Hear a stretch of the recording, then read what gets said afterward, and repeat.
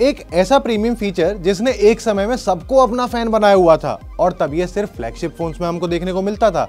लेकिन अगर अभी करंट सिचुएशन की मैं बात करूं तो ये अभी नहीं मिल रहा, कोई पूछ भी नहीं रहा इस फीचर को। कर्व्ड डिस्प्लेस, हाँ इन्हीं की बात कर रहा हूं मैं। अब लग रहा होगा ना कि हाँ यार बात तो सही कह रहा है कि प्रीमियम तो छोड़ो, 20,000 15,000 के स्मार्टफोन्स में ही देखने को मिलता है अब हमको।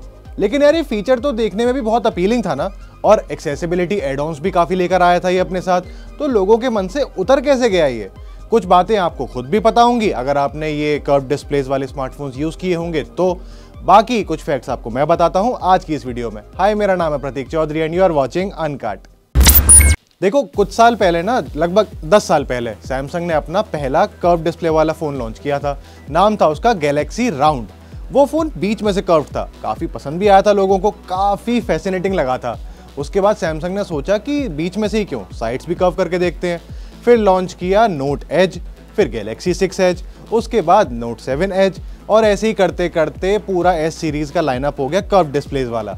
अब शुरुआत में सैमसंग ने सोचा कि साइड कर्व करके देखते हैं, बीच में से ही क्यों। फिर उसके बाद सोचा कि दोनों साइड कर्व करके देखते हैं। वहीं फिर पीछे से Xiaomi आया और सोचा कि चारों साइड्स कर्व कर लेते हैं। अब देखो यहाँ तक तो फिर भी ठीक था, लेकिन कुछ टाइम बाद ही Xiaomi ने पूरा फोन ही डिस्प्ले से कवर कर दिया और इंट्रोड्यूस किया Mi Mix Alpha। अब ये फोन देखने में बहुत अपीलिंग था लेकिन प्रैक्टिकल नहीं था, तो ना ही लोगों ने इसमें इतना इंटरेस्ट दिखाया, ना ही वो मार्केट में उतारा गया, और इंडिया में तो बिल्कुल भी नहीं देखने को मिला था वो फोन। और अगर चाइनीज ब्रांड्स को हटा दें साइड में, तो किसी दूसरे ब्रांड के फोन्स में नहीं देखने को मिलती अब कर्व डिस्प्लेस हमको उतनी। एक तो वो सीधे प्रीमियम एस सीरीज से हट के सीधे बजट सेगमेंट के फोन्स में आके गिरी, और अब बहुत ही कम प्रीमियम फोन्स हैं ऐसे जिनके अंदर हमें कर्व डिस्प्लेस देखने को मिलती है।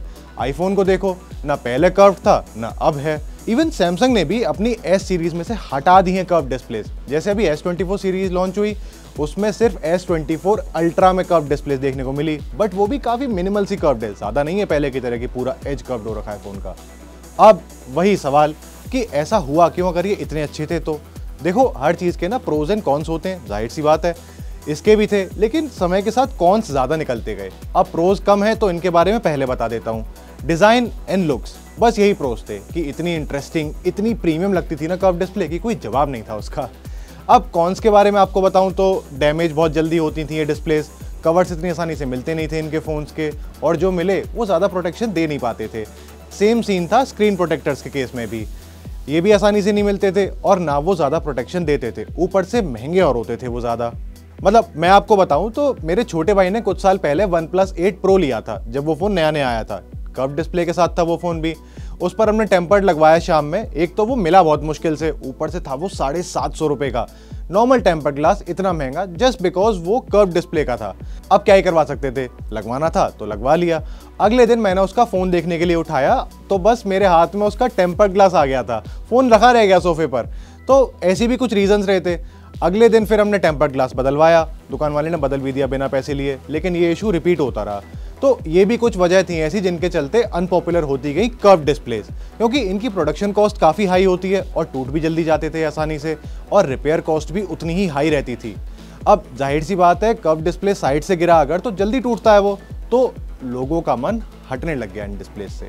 अब धीरे धीरे ये कंपनीज को भी समझ में आने लग गया, तो ऐसे ही iQOO ने भी अपने 11 के बाद 12 में फ्लैट ही डिस्प्ले दिया था, और अब स्मार्टफोन ब्रांड्स अपने फ्लैट डिस्प्लेस को ही और बेटर कैसे बना सकते हैं उस पर ज़्यादा फोकस करते हैं। Better colour optimisation, 4K resolution, higher refresh rates, higher nits of brightness वगैरह वगैरह। और फिर इसी के साथ कर्व डिस्प्लेस प्रीमियम फ़ोन से हटकर बजट फ़ोन्स में आने लगे। सब समय का खेल रहा है यहाँ पर भी। अब बाकी ऐसे और भी फीचर्स हैं जो प्रीमियम फ़ोन्स के बाद अब सीधे हमको बजट सेगमेंट में देखने को मिलते हैं। आपके हिसाब से वो कौन से फीचर्स हैं वो मुझे नीचे कमेंट सेक्शन में ज़रूर बताना। ज़रूरी हुआ तो उन पर भी एक ऐसी ही डिटेल वीडियो बना के लाऊंगा मैं आपके लिए। और बाकी ये वाली वीडियो अच्छी लगी हो तो इसे लाइक करना, शेयर करना, और ऐसी आने वाली टेक वीडियोज़ के लिए अनकट को सब्सक्राइब कर लेना।